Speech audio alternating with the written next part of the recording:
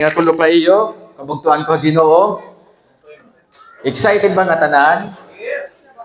Alaya pagkatayan ko la. Sala. Okay. Upay ka kulop. Advance Merry Christmas sa iyo. And Happy New Year. Okay, excited ba nga tanan? Yes. Excited ang lima. So, welcome ngayon na naton first timer han naton fellowship. Kan brother Dino family. Welcome po, ma'am. Welcome. Ma'am Maxine. Oh. Thank you. Yan, salamat gyapon ng mga brothers na nidinhi para matabo ini nga aton Christmas party. May God bless you. Siya na teka nga naton yan na pag-istoryahan. Nangalimot na naman anaya. Nakapanik na. Nalimot kita yun eh. Sige, pindutin mo lang yan. So, last week, anaton previous na sermon, there was some misunderstanding aton kabugtuan na Ginoo. Labi na kanda Ma'am May, nagkadakitan medyo misunderstanding regarding the virginity of Mary. What I want you to know, brothers and sisters in Christ, that I believe, na din naman kabataan, hindi port na. Ha? Dito lang ka mo, dito. Ano. Zana, dito lang eh. Yan, naggawa siya. Zepan dito lang eh, dito. Hopefully nga, di rin ka mo ma-distract. Okay. Sit down lang mga kids, ha? Sit down.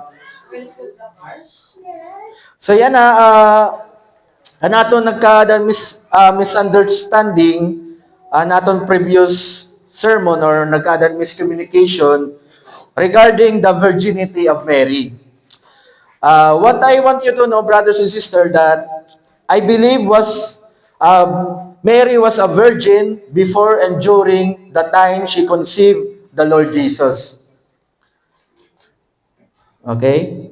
However, when she gave birth to the Lord Jesus, she did not remain a virgin for the rest of her life because she had a husband, and the Bible shows us that she had other children with her husband, Joseph. Now, last week, what I want to point out is it is contrary to the teaching of the Roman Catholic Church and their catechism, CCC 499, about the perpetual virginity of Mary. And this is not biblical, so it is a false doctrine or false teaching. As I provide clarity on what I mean from previous sermon, let us not forget that Christ came for His people to save them, not all people. So, that is the important truth we need to know, and it is belong to the Reformed theology in soteriology, the limited atonement. Now we will dive into how Jesus became flesh, which is connected to this Christmas season. We will learn the important truth about Jesus taking the form of a human. If you read the Bible, also in the book of John, we learn the identification of Jesus as God. Later, we will talk about how He became flesh. At this moment, we must know that when our Lord Jesus became flesh, He entered into a state of humiliation, which we will go through. This world is fallen because of sin, and where there is sin, there is the presence of humiliation. Our sermon relates also to Christology, but diri ako halarong. One of the doctrine in the Bible, because we are talking about our Lord Jesus. So our scripture passage for this afternoon, Philippians chapter 2, verses 5 to 8. So, verses 5 to 8, pero itada dito is 2 to verse 6. Yung katlaya. So, I encourage everyone na magkatok daw to honor the Word of God. Brothers and sisters in Christ, pamation natin ang pulong ang Ginoo.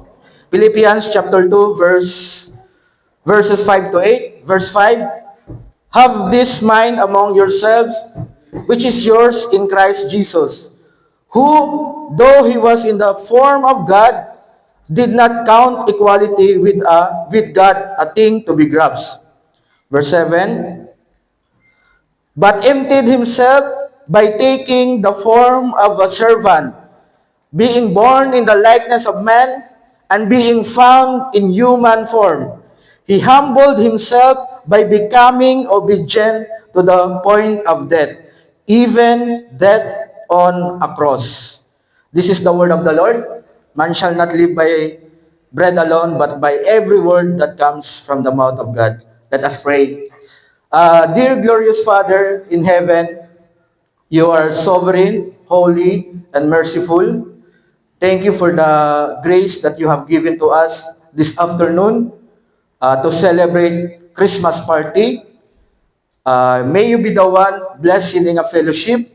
Let the Holy Spirit give us clarity from your message and enlighten our heart and mind so that we will have understanding from your word. And Father, we are humbly asking forgiveness of sin because every day we fall to sin. Forgive us, Father. Thank you for the amazing redemption that we have in Christ so that we have a Christmas season. We pray this in the mighty name of Jesus, who is our Lord and Savior. Amen. Kasing kalingkod po kita. Thank you. So yan na naton title na naton pag-istorya niya na the state of humiliation of Christ. Okay? So, there's a deeper message about Christmas. Christmas is not all about the birth of Jesus. So, yan na itong a deeper message mag-go through kita from our scripture passage. So, what is humiliation? The definition of humiliation. Ano yan? Nawara ini. Okay. Ay, sobra. Humiliation is the state of being humiliated. Amo lagi yan. Ano ba't humiliated? Okay? So, humiliated makes someone feel ashamed and foolish by enduring their dignity,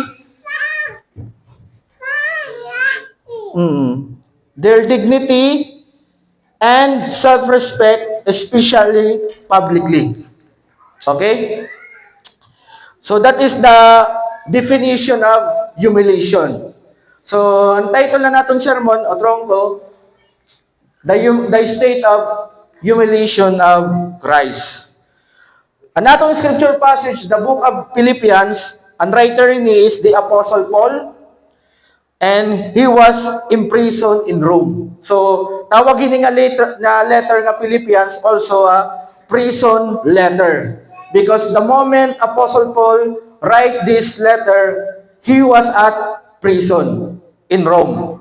And then according ha scholar at theologian, mababasahan natin ini Acts chapter 28. Okay?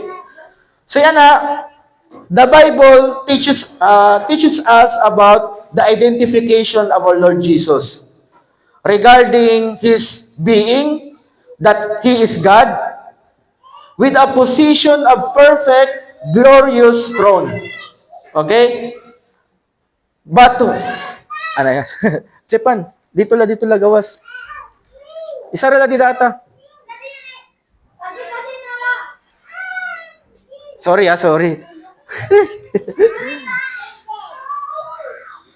So yan na, the Bible teaches us about the identification of our Lord Jesus. regarding his being, that he is God, with a position of perfect, glorious throne, but who was willing to enter a state of humiliation by taking the nature of man, to fulfill the will of the Father to save his people. Actually, when the Lord Jesus taking the form of human or taking the form of human flesh is undergoing humiliation. Amin ito nag-start ang humiliation of Christ.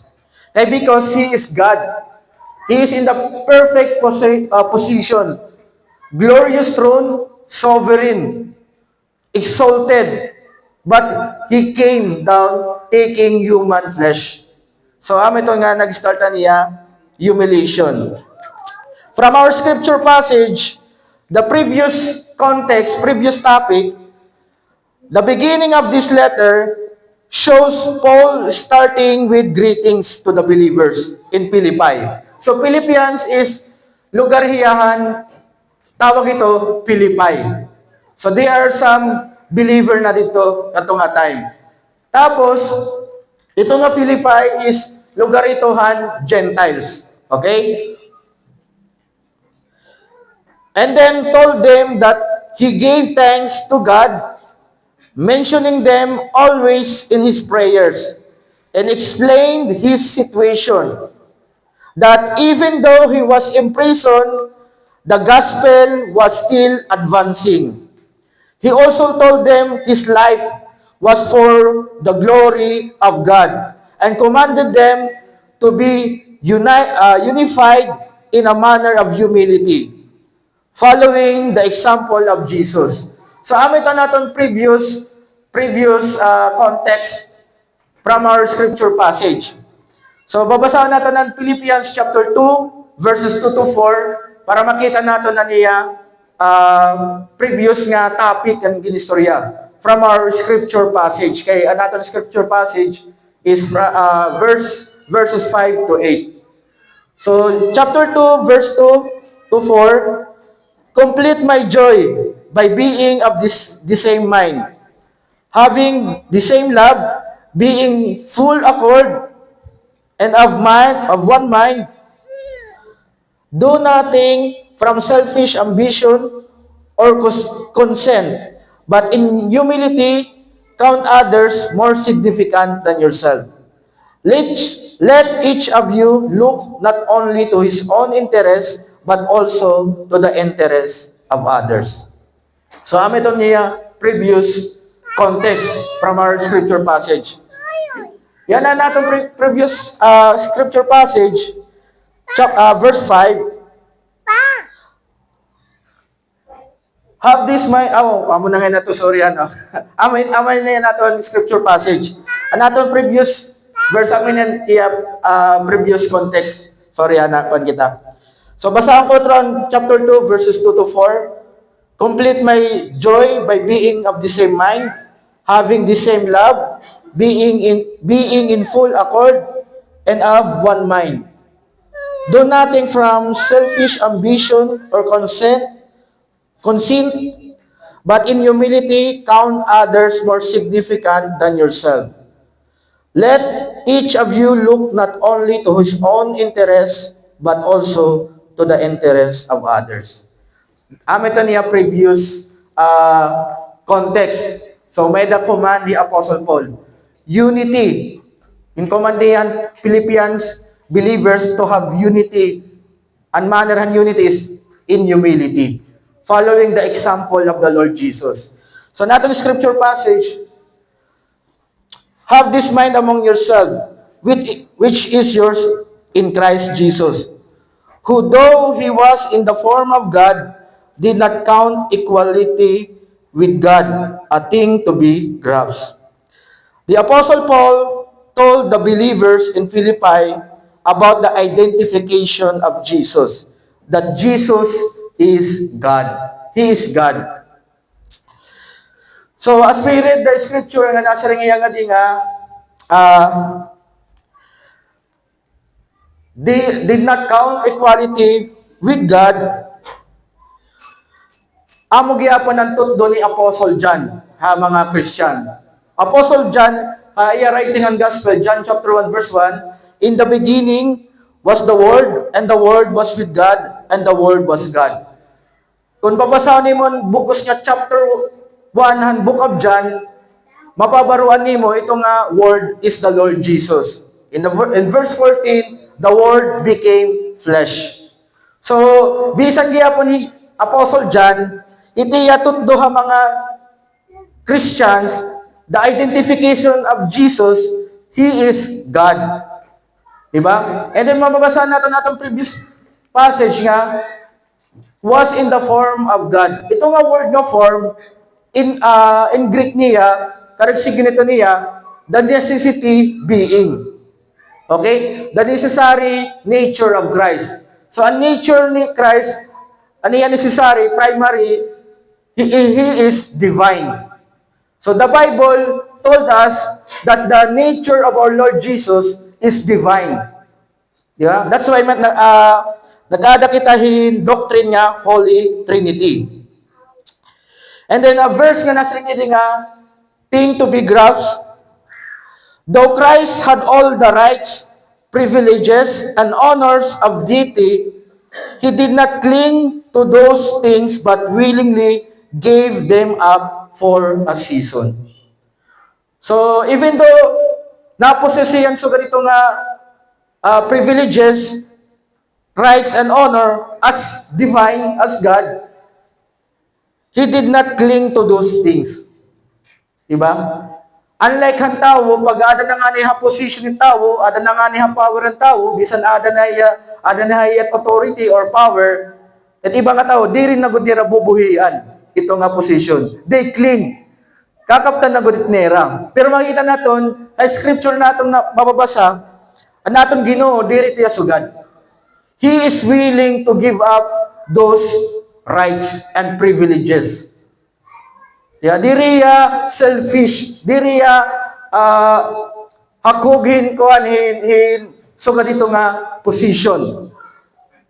Kaya makikita natin at Bible nga Christ became flesh. And then nasa John chapter 17 verse 5 that Christ has a glory before the world existed. John 17:5. And now, Father, ini nga word is, ang nagyayakan ni Jesus Christ, ang aton speaker. Glorify me in your own presence with the glory that I had with you before the world existed. So before the world existed, Christ has been receiving glory from the Father.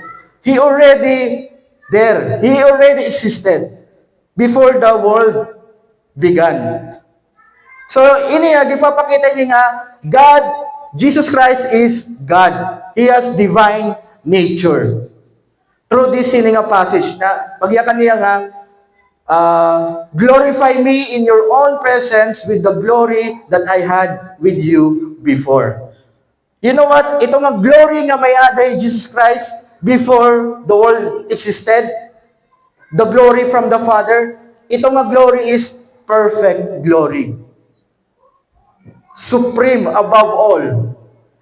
Kung baga wari-waray, amoy nang giuupayi nga glory nga iya nakarawat. Naigits ba ya?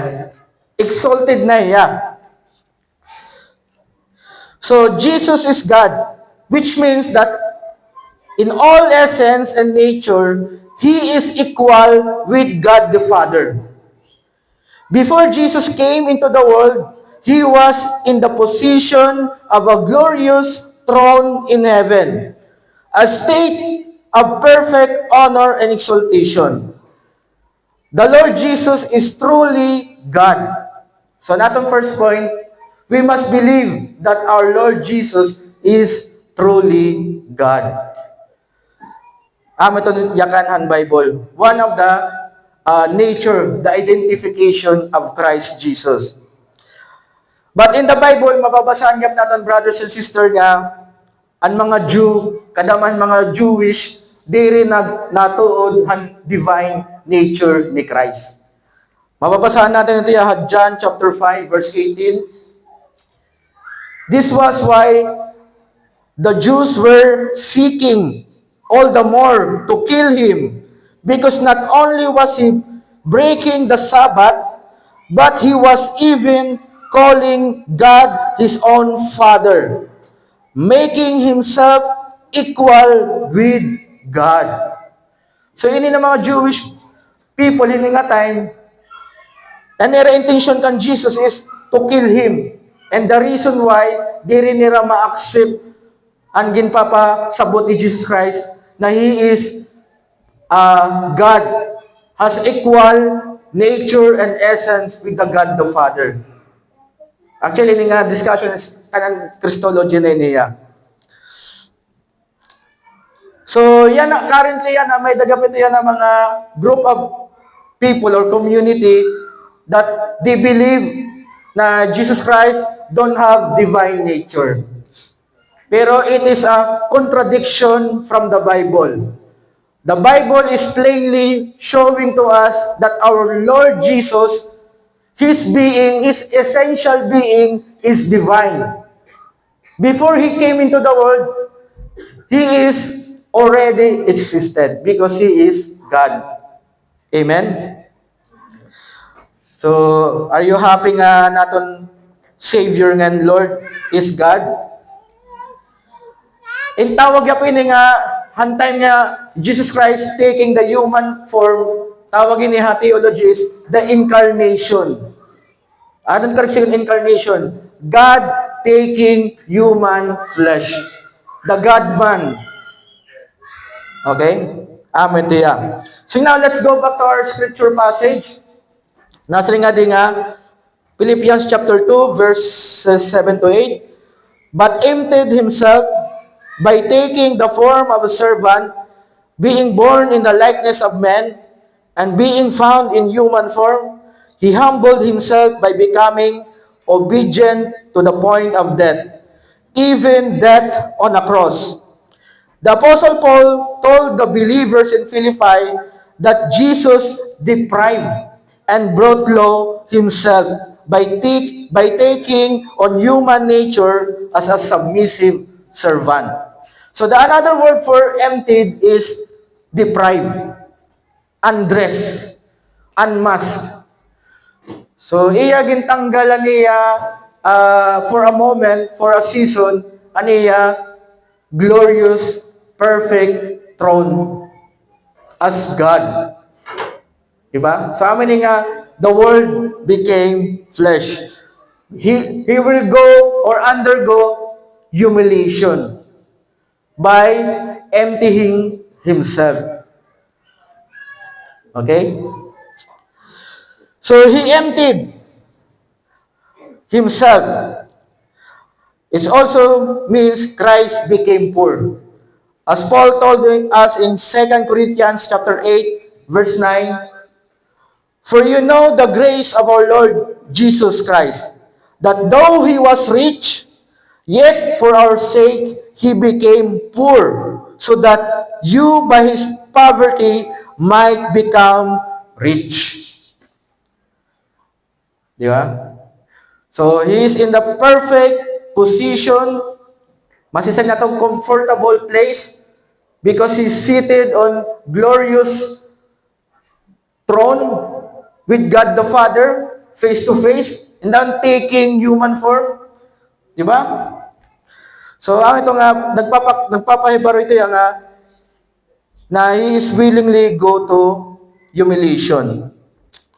And then, another scripture passage, nasa rin nga, by taking the form of servant.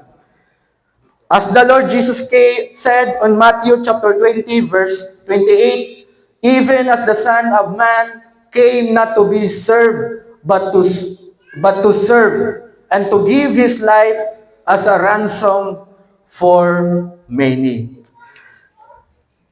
Jesus came taking the form of a servant. Humiliation. Di ba? He is King of Kings before the world began. He is Creator. He is God. sovereign, glorious, but taking the form of a servant for the sake of his people.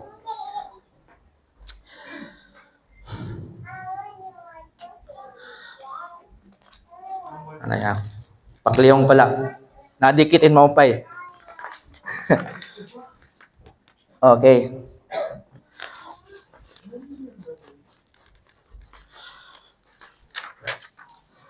And then, another scripture passage, nagyakan hiya nga, being born in the likeness of man. Luke chapter 2, verse 7, it says na, and she gave birth to her firstborn. Firstborn ni Mary. Kasi may da pa ibang children. And she gave birth to her firstborn and wrapped him in a swaddling clothes and laid him in a manger because there was no place for them in the inn. Jesus Christ, God, the Creator, sovereign, glorious, when He came into the world, diriyan niya galante. But He chose in a humble place and situation. Even though He is the owner of heavens and earth, He is very humble. This is in nga event showing also His humiliation. The humiliation of Christ Jesus for the sake of his people.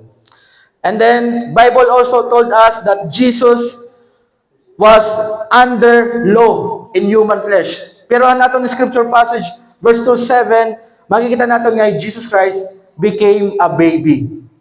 Naging baby gapiya. Diri himo-himo or imagination, but in reality, He was a baby. Okay? And in Galatians chapter 4, verse 4, but when the fullness of time had come, God sent forth His Son, born of woman, born under the law. So, niya human flesh is Jewish. And then we know, kaya naman Jewish, niya lineage nga naging pili to fulfill the promises of God from the Old Testament. That's why gimpili niya ang lineage na Jew or Jewish. Wala yung magpilihan Pilipino. Okay? And then another scripture passage, nagsiring hiya, being found in human form, showing to us that Christ has human flesh and we're under the miseries of this life as His humiliation. As Christ taking the form of human flesh, brothers and sisters, He will undergo the miseries of life. Maram ba kamo na kabutangan han kinabuyan mga tao, daha ilaroban tinatawag nga miseries. Kaya because we live in the fallen world because of sin. This world is fallen. Kasakit misery. So ano ba mga miseries na gin-undergo ni Christ as His humiliation? The Bible tell us, brothers and sisters, that Christ was despised. Okay? Isaiah chapter 53 verse 3, prophecy regarding the coming Messiah, pointing to Jesus. Nasa nga din natin verse, He was despised and rejected by men. A man of sorrows and acquainted with grief, and as one from whom men hide their faces. He was despised, and we esteem Him not. One of the miseries. Being despised, being rejected, being sorrowful, humiliation of Christ. And the Bible also told us that Jesus said that in Luke chapter 9 verse 58, Jesus said to him, foxes have holes and birds of the air have nests, but the Son of Man has nowhere to lay his head. That is one of the mysteries of Christ Jesus as he was undergoing humiliation. He was wearied. According to John chapter 4 verse 6, Jacob's well was there, so Jesus wearied as he was from his journey, was sitting behind the well. It was about the 6th hour. Jesus got wearied. The miseries of life. And Jesus also wept. Pinaka halipot nga Bible verse, New Testament, ang pudlot kung ano pa old. Nangalimot na ako. So, John chapter 11 verse 35, Jesus wept. And then, di repito, di na natatapos iti ang misery. He suffered, according to Hebrews chapter 2 verse 18, for because he himself has suffered when tempted, he is able to help those who are being tempted. One of the miseries of Christ Jesus. And terrible misery nga iya na-experience sa natong Ginoo, he under God's wrath. Brothers and sisters, one of the miseries nga terrible, intense na misery, Jesus experienced God's wrath. Mabasa natin na Matthew chapter 26 verse 39. And going a little farther, he fell on his face and prayed, saying, My Father, if it is possible, let this cup pass from me. Nevertheless, not as I will, but as you will. Christ Jesus received the fullness, the wrath of God because of sin. Diba? That is how the Lord Jesus loved us. He is willingly go to humiliation, miseries, for the salvation of His people. And then the Bible also told us that He was under curse. Jesus was under curse. Galatians chapter 3 verse 13. Christ redeemed us from the curse of the law by becoming a curse for us. For it is written, Cursed is everyone who is hung on a tree. One of the miseries of Christ, he was under curse because of our sin.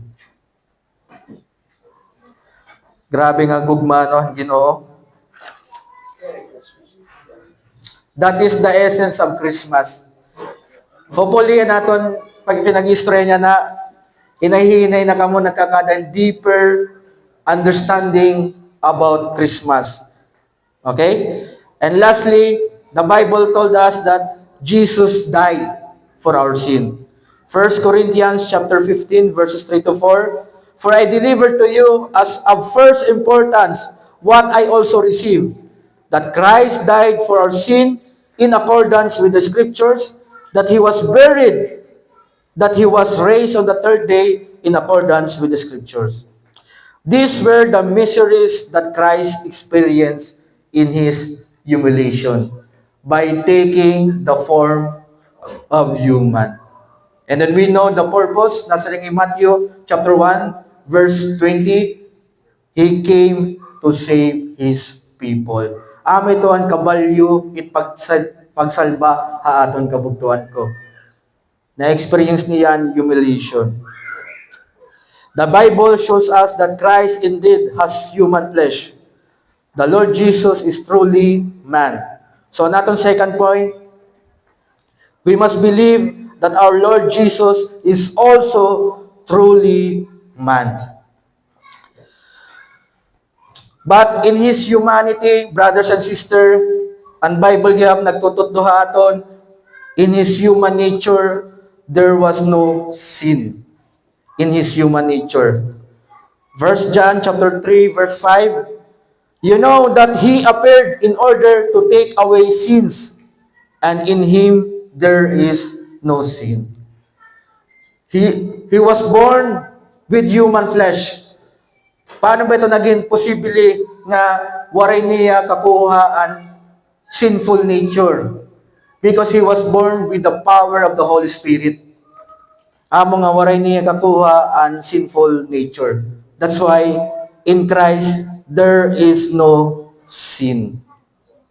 And also the Bible told us that Christ willingly go to humiliation for the salvation of His people. Nasa rin iya John chapter 10 verse 18. No one takes it from me, but I lay it down of my own accord. I have authority to lay it down, and I have authority to take it up again. This charge I have received from my Father. Aniya pagkaniha kalibutan, na naka-experience yan, miseries, humiliation, dirihan na peritan. Willingly. Diri because nga, obligado ya pagkani, kay tungod nga, maupay kita nga tao, buutan kita nga tao. Diri. Kumaniya, nasa nga naton verse, by His own accord. Waray nakadusway ang kinahanglan niya maging tao kay buutan ni Paul, buutan ni Brother Enzo, kinahanglan niya maging tao. Waray. Aniya pagka ni iya ito kalugaringon kaburuton. Di rin natin deserve. But salamat kita, ang aton Ginoo is gracious, loving, and merciful. Amen? The Apostle Paul taught the believers in Philippi about the identification of Jesus, that He is God and that He was willing to take on human nature, entering the state of a lowly, submissive servant to God the Father. Therefore, the person of Christ Jesus possesses a nature that is both truly God and truly man. Basahan ko lang yung sa mga statement of confession han Westminster, chapter 8, section 2, regarding of Christ the Mediator.